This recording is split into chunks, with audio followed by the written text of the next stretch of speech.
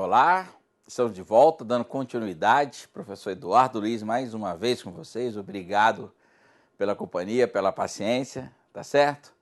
Vamos revisar o nosso último slide, onde nós paramos?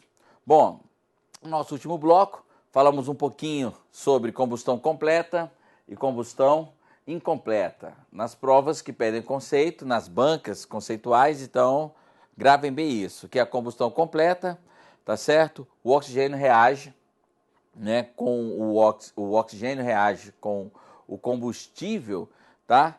E acontece que dizemos que o combustível, tá certo? Que o produto da combustão, né, não tem nenhum tipo de produto, na verdade, tá certo? Combina com o oxigênio, reage com o mesmo, não restando nos produtos da combustão combustível nenhum. Dizemos que a combustão ela é completa, o que não acontece na combustão incompleta, tá certo? Que na combustão incompleta, na maioria dos incêndios, né? Sobram entulhos, sobram fumaça, resíduos em geral. Então, a grande maioria dos incêndios atendida pelo bombeiro é combustão incompleta. Agora, nas refinarias, nos reservatórios de produtos combustíveis, líquidos inflamáveis, tá certo? Aí sim eu tenho muita combustão completa, tá certo? Agora, vocês já perceberam que tem materiais que queimam uns mais rápidos do que os outros? Por que isso acontece? Por que tem material que queima mais rápido do que outros, tudo bem? Isso é porque cada material existe na sua composição atômica uma força que liga essas moléculas, tá legal? E essas moléculas às vezes são ligadas tão fortemente que na presença do fogo, do calor, elas demoram para se romperem, reagirem com oxigênio e ter a reação em cadeia. Demora, tá certo? Então, quando nós falamos em velocidade de queima, eu vou levar em consideração, pode ver aqui na tela, o grau de divisão da matéria.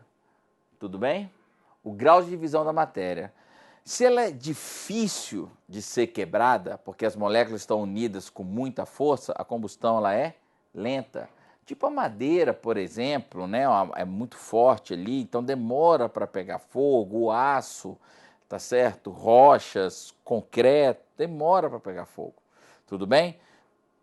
Mas a partir do momento que essas moléculas não estão tão ligadas fortemente, eu tenho uma queima viva. Eu tenho papel, por exemplo, tenho mata, vegetação do cerrado, né? As moléculas não estão ligadas fortemente, então eu tenho uma velocidade de propagação do fogo maior do que na madeira, né? Então no cerrado aqui a palha, para a gente, bombeiro aqui do Distrito Federal, é muito complicado esse combate a incêndio, porque o fogo ele se alastra rapidamente na nossa vegetação típica, tá legal? Mas aí eu tenho uma outra velocidade muito viva, aqui já entra a pólvora, o fósforo branco, tá certo? As moléculas já são fracamente ligadas, tá certo? E ela pode ser instantânea, agora aqui que as moléculas já estão separadas, né? Então, característica dos gases. Tudo bem? Dos gases, é característico aí, por exemplo, o gás de cozinha, que quando tem a centelha, né, já pega fogo rapidamente, característica dos líquidos inflamáveis, do álcool, do éter, da gasolina, tá certo? Então, o que leva, né, o material combustível pegar fogo mais rápido do que o outro é justamente essa força que liga as moléculas, que pode ser lenta, viva, muito viva ou instantânea. Lembrando, isso aqui é questãozinha de prova, nós vamos gabaritar no nosso último bloco, tá certo? E é quanto à velocidade. Quanto à velocidade, ela é lenta, viva, muito viva ou instantânea. Agora, quanto ao tipo de queima, gravem isso, anotem aí. Quanto ao tipo de queima, ela é completa ou incompleta. E às vezes eles invertem isso. Quanto à velocidade, tá certo? O material combustível pode ser classificado como, a queima pode ser classificada como completa ou incompleta. Enquanto a velocidade ela é lenta, viva, muito viva ou instantânea. Quanto ao tipo de queima, completa e incompleta. Legal? Bacana?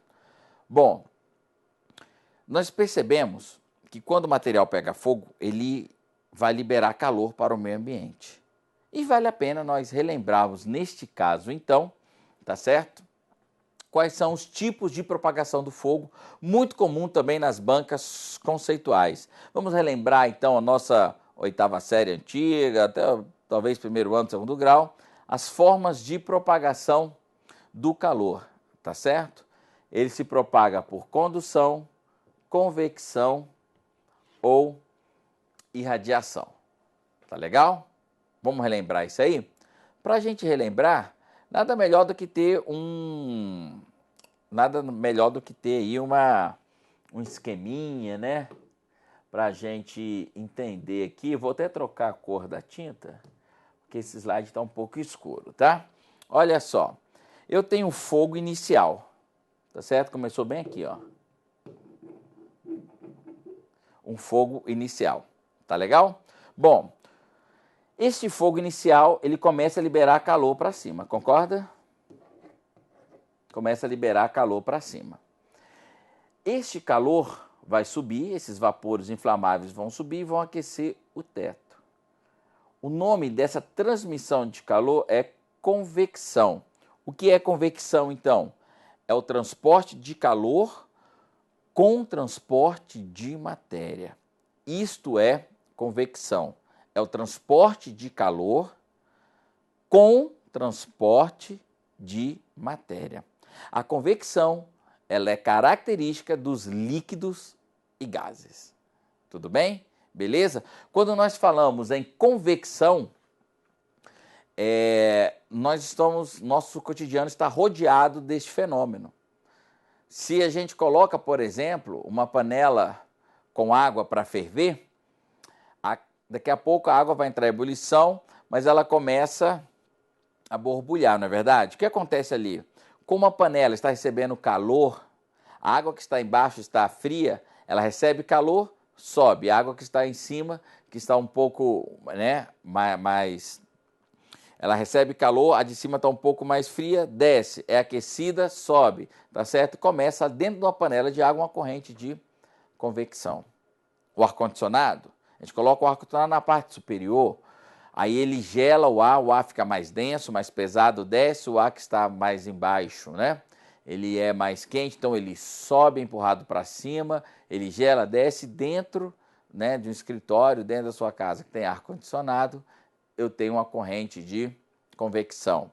Acontece isso nos climas de monções, né? No verão tem aquela chuva na praia, chamada chuva de verão. Então, por quê? Porque no verão a areia fica mais quente do que o mar, concorda? Então, o ar que está em cima da areia sobe, como se fosse uma chapa quente. Então, ele sobe. Então, vem a brisa úmida, né, carregada do mar, e tem aquela pancada de chuva momentânea, rápida, né? E no inverno acontece ao contrário, porque aí eu tenho essas pancadas de chuva no mar. Tá legal? Então, nós estamos rodeados de convecção e no incêndio tem, sim, convecção. Tá legal? Bacana?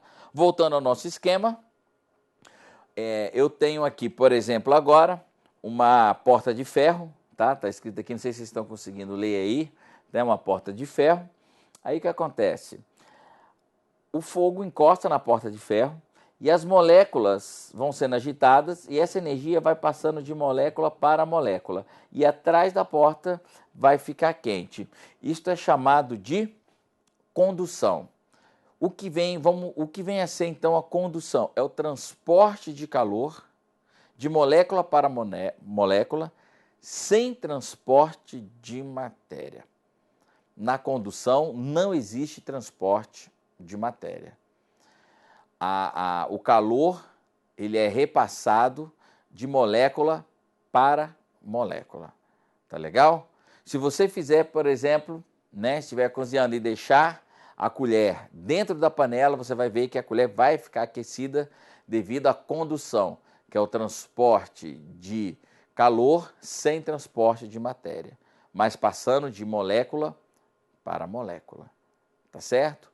Isto é condução. Por isso que os cabos das panelas, o cabo da colher tem que ser feito de um material isolante térmico. tá legal? E no incêndio acontece muito isso, né? Nós passamos, né, os sistemas de proteção contra incêndio, a porta corta-fogo, nós vamos ver daqui a pouco, ela também impede a condução, porque dentro dela tem uma chapa, né, tem uma placa de cerâmica. E a cerâmica ela resiste muito mais ao calor do que o próprio aço. O aço já é um ótimo condutor de calor. O ferro é um ótimo condutor de calor, né? Ele não segura. Então, quando a gente coloca um ferro no fogo, ele aquece rapidinho, diferente de uma cerâmica. Por isso que as xícaras, elas são feitas de cerâmica, elas resistem bem ao calor, mantém a temperatura ali aquecida, tá certo? Do seu cafezinho. Por isso que eu tenho aí a condução, tá certo? E além da condução, eu tenho a irradiação. Na irradiação aqui no nosso slide, você pode ver que eu tenho uma cadeira distante aqui, né? E o calor foi irradiado. Só que a irradiação deste calor, tá certo? Foi feito por ondas caloríficas, ondas eletromagnéticas. Neste caso, na convecção, eu preciso de um meio material para se propagar. Preciso do ar, preciso da água. Na convecção, tudo bem? Isso acontece em líquidos e gases. Eu tenho que ter esse meio material para o calor se propagar. O que eu não preciso na irradiação. Por quê? Porque na irradiação a luz se propaga no vácuo. É a forma que a Terra ela aquece o Sol, né? Aquece a Terra, tudo bem? Por irradiação. Tá legal? E um material combustível recebendo essa radiação atinge seu ponto de fogo, seu ponto de combustão e seu ponto de ignição. Nos casos dos incêndios, acontecem as três formas de propagação de calor. Legal? Os sistemas de proteções contra incêndios, eles são dimensionados, né, levando em consideração essa forma de propagação do calor. E nós vamos falar dos detectores de fumaça, dos detectores de incêndio, tá certo? Vamos falar da porta corta-fogo, vamos falar, né, das saídas de emergência, elas são dimensionadas. Vamos entrar um pouco na parte um pouco mais técnica, que algumas bancas de concurso ainda cobram da gente. Legal? Pessoal, então essas são as três formas de propagação do calor, tá certo? Beleza? Agora, o calor, ele também causa alguns efeitos que nós vamos ver agora aqui no slide, tá? Só trocar a cor da tinta e vamos voltar para o nosso vermelho, tá certo? Bom, antes de eu falar, existe uma diferença, antes de eu falar do calor, existe uma diferença entre calor e temperatura, nós não podemos confundir. Que calor, ela é energia térmica em trânsito. Calor é energia que sai de um corpo mais quente para um corpo mais frio. Isso é calor, energia térmica em trânsito, saindo do corpo mais quente para o mais frio. Diferente de temperatura. Temperatura, eu já consigo mensurar da quantidade de calor que aquele corpo recebeu ou perdeu. Tudo bem? Calor é energia térmica em trânsito e a temperatura eu consigo, é o ente que nós vamos mensurar quanto de energia que perdeu ou ganhou aquele corpo, tá certo? E o calor ele traz muitos efeitos, tá? Ele produz alguns efeitos. Aumenta a temperatura, tá certo? Isso é comum que o calor faz, né? Se aumentou, se um corpo está recebendo calor, ele aumenta a temperatura, né? Que nós podemos mensurar em graus Celsius, Kelvin ou Fahrenheit, tá certo? Aumenta o volume, o calor? Aumenta ou não aumenta? Aumenta bastante, né? Dependendo aí se for, né, volume dos sólidos, por isso que na construção civil, né, tem sempre aquela junta de dilatação, porque o material ele acaba sofrendo um aumento no seu volume.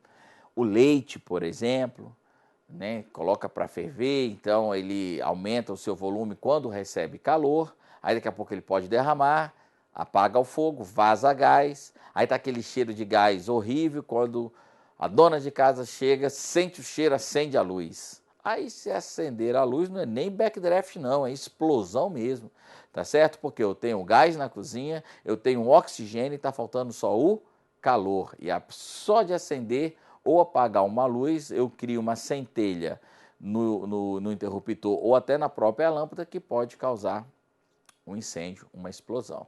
Então ele aumenta o volume também. Além disso, ele muda o estado físico, né? Alguns materiais, principalmente o gelo, vamos assim dizer, né? As geleiras aumentam o calor, vai mudando o estado físico do gelo, né? Para o estado líquido, do sólido para o líquido. Alguns efeitos químicos só acontecem também com a reação. A reação só acontece com o efeito do calor, tá certo? Beleza? Algumas substâncias têm que ser aquecidas, né? Tem esse efeito químico e o efeito fisiológico, que o calor causa no ser humano, tá certo? Quando nós falamos em efeito fisiológico, que o calor causa, eu vou queimaduras, desidratação, intermação, tá? E outra, o nosso corpo, né, o ser humano, nós temos mais tolerância ao frio do que ao calor. Tá certo? Eu sei que um frio extremo eu consigo, mas eu não consigo aqui no Brasil um calor extremo, naturalmente. Mas se nós colocássemos na mesma proporção a agressão do frio e do calor, o calor ele é mais prejudicial do que o próprio frio. Sabe por quê? Porque no nosso corpo nós temos mecanismos de defesa contra o frio, né? A pele fica um pouquinho mais grossa, ela arrepia, então ela diminui um pouco a sua área, tá certo? Ela fica mais densa. O coração ele vai bombear o sangue principalmente para os órgãos nobres, para manter a temperatura interna, pulmão, coração e cérebro, tá certo? Aí eu tenho aquele calor, aquele frio, né? Então daqui a pouco começo a tremer e eu vou tremer, por quê? Porque as fibras musculares, ao atritarem, vão liberar mais calor, tá certo? Aumenta 5 vezes aí o aumento da temperatura interna do corpo quando a pessoa começa a tremer.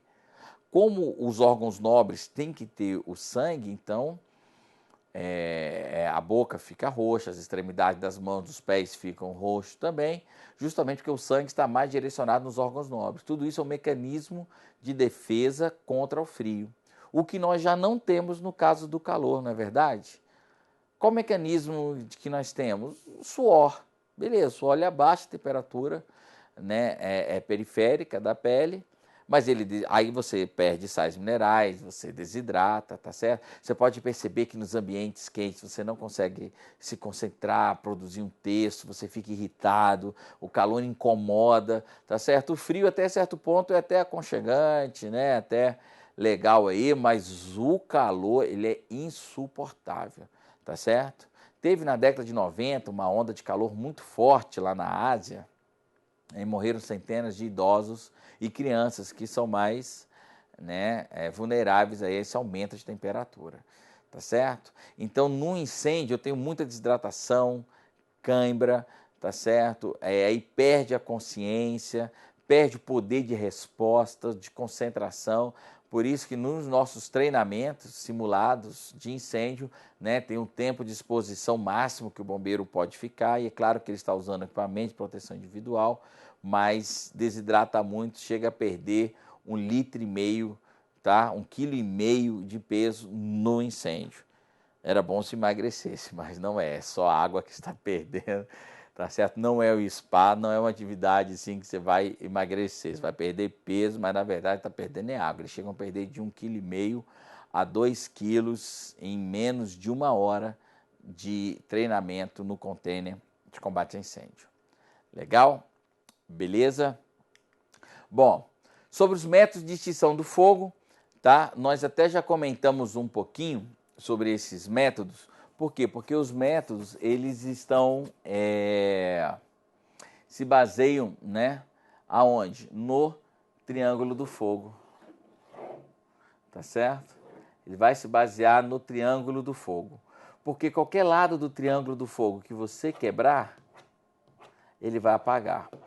E a maneira mais comum de você apagar o incêndio é essa, tá certo? É a retirada do material, tá? O que eu quero falar para vocês é que não adianta tirar o material que já pegou fogo, não é isso. né? Nós vamos para casa, as pessoas ficam às vezes, né, quando vão atender um incêndio doméstico, aí a pessoa, não, meu sofá e tal. O sofá já pegou fogo? O sofá não desqueima, já era, tá certo? O que eu vou retirar é os outros materiais que ainda não pegaram fogo. Legal? Bacana, questãozinha de prova. Muita gente errou, que caiu numa banca falando que tem que ser retirado o material que está pegando fogo para ele não incendiar os outros materiais que estavam intactos. E muita gente colocou certo, porque pensou que realmente, aquele material está pegando fogo, se eu tirar aquela fonte de calor, eu estou tirando o calor, vai acabar o incêndio. É errado, tá certo? Quando nós falamos em retirada de material combustível, é aquele material que ainda não pegou fogo, que pode pegar devido à radiação de calor do outro material, que ele atinge também o ponto de fulgor, de combustão e de ignição. Então, a maneira mais comum de combater o incêndio é a retirada de material combustível que ainda não pegou fogo. Legal? Bacana? A outra, tá, é o resfriamento. Que o resfriamento, ele vai tirar o quê? O calor. Tudo bem? É o método mais utilizado pelos bombeiros aí, porque quando você resfria, você acaba com o calor. E acabando com o calor, o fogo vai acabar também. Legal? Bacana? Outro é o abafamento, que quando eu tiro o abafamento, quando eu faço um abafamento, eu estou tirando o oxigênio, estou tirando o comburente. Tá legal? Bacana? Sem o oxigênio, não vai ter fogo. Neste container aqui, que vocês estão vendo aí na tela, tem um fogo, e se eu fechar? O que acontece? Se eu fechar a tampa aqui, vai apagar o fogo, não vai? Porque eu retirei o oxigênio. Mas se eu deixar ali uns 2 minutos e abrir, o que pode acontecer aí? Um backdraft. Tá certo? Pode acontecer uma explosão. Legal? Bacana? Porque eu tenho gases lá dentro, eu tenho alta temperatura, né? Eu tenho calor, então só está faltando oxigênio. Se abrir de repente, pode causar um backdraft. Bacana? Legal? Né? Por isso que a gente recomenda carro quando pega fogo. Primeiro que o motorista tem que fazer, para o carro num local seguro, tira o extintor, desce do carro com o extintor na mão e já abre o capô. Tá? Quando ele abrir o capô, quando ele for lá de fora abrir o capô, ele não abre o capô inteiro. Ele abre mais ou menos 20 centímetros e descarrega o conteúdo do extintor. Porque se abrir o capô todo, lá dentro já posso ter material combustível, inflamável, principalmente vapores de gasolina, tá certo? Superaquecido, e se eu abrir o capô, pode acontecer um backdraft, tá certo? Uma explosão. Por isso que, se você tiver condições, pare em local seguro. Se o capô não estiver superaquecido, é claro, se ele tiver, não tem jeito, né? Abre só um pouquinho, uns 20 centímetros, coloca o extintor, joga o conteúdo inteiro do extintor e deixa fechado. Tá certo? Beleza? Isso, né, nós vamos fazer o abafamento. Outra técnica, além do abafamento, é a quebra da reação em cadeia. Aí a quebra da reação em cadeia, ela é um problema. Por quê? Porque tem alguns materiais combustíveis que você não consegue quebrar a reação em cadeia. Tá legal? Por que que isso aí acontece? Tá? Como é que age, como é que eu consigo quebrar essa reação em cadeia? É com pó químico. O pó químico é o melhor agente extintor para quebrar a reação em cadeia e extinguir o fogo. Tá legal? Eu já adianto para vocês que é o pó químico seco especial, muito recorrente em prova de concurso, e eu vou gabaritar essas questões com vocês. Tá? Quando a molécula quebra pela ação do calor, a pirólise, ela quebra, ela vai reagir com oxigênio, não vai? Quando ela reage com oxigênio, ela libera mais luz e calor, e essa luz e calor vai quebrar outra molécula. Concorda comigo? Nós vimos isso na nossa introdução. Só que o agente extintor, o pó químico seco especial, o que ele faz? Quando eu jogo esse pó químico nesse material combustível, quando ele se quebra, em vez dele reagir com oxigênio, ele reage com o pó. O pó isola essa molécula quebrada de reagir com oxigênio, por isso que eu consigo quebrar a reação em cadeia. Mas isso tem que ser um pó químico seco especial, nós vamos falar um pouco sobre ele no nosso próximo encontro. Tá legal?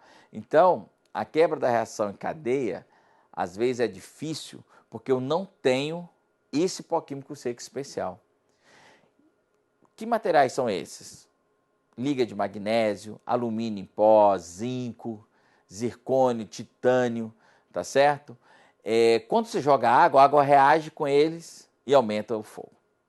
Você tenta abafar, não adianta, porque ele produz o próprio comburente como resultado da queima. Então tem que ser um pó químico seco especial que nós vamos ver no nosso próximo encontro. Tá certo? Então fique aí, gravem isso, tá? Que as maneiras para apagar o fogo, elas giram em torno da quebra de qualquer lado do triângulo ou do quadrado do fogo, do tetraedro do fogo. Caiu na prova, a maneira mais comum, mais simples de combater o incêndio é a retirada do material combustível. Lembrando que é aquele combustível que ainda não pegou fogo, tá certo? A maneira mais utilizada pelo bombeiro é o resfriamento, é jogar água, principalmente nos materiais da queima incompleta. Nós vamos ver no nosso próximo encontro essas classes de materiais, tá certo? Então, quando se joga a água, eu retiro o calor. E a outra maneira é o abafamento.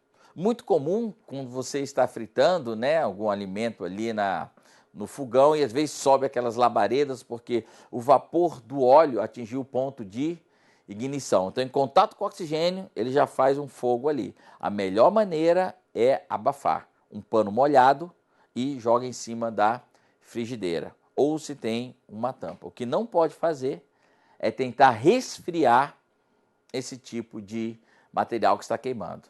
Por quê? Porque eu tenho diferença de densidade entre o óleo e a água e isso vai causar um derramar maior, vai esparramar óleo encandecido para todos os lados, risco de queimadura, porque às vezes a pessoa ali acha que como está perto da pia, geralmente fogão é perto da pia, Ah, não, está pegando fogo ali, já pega uma panela de água e joga na frigideira. Isso não pode fazer. Já atendemos diversos casos com queimaduras graves, porque esse óleo ele é espalhado, pegando fogo. Então, tem que abafar, simplesmente abafar. E o outro método é a quebra da reação em cadeia, que nós vamos falar no nosso próximo encontro sobre as classes de incêndio, desses materiais chamados pirofóricos, tá certo?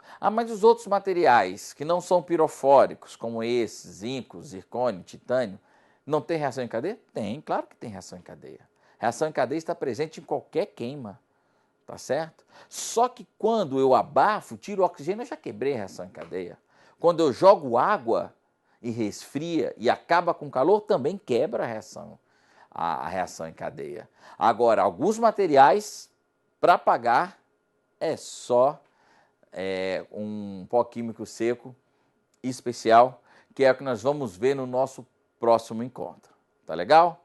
Pessoal, agradeço aí a companhia, agradeço a atenção de todos e até o nosso próximo encontro. Vamos falar de classe de incêndio. Obrigado e até lá.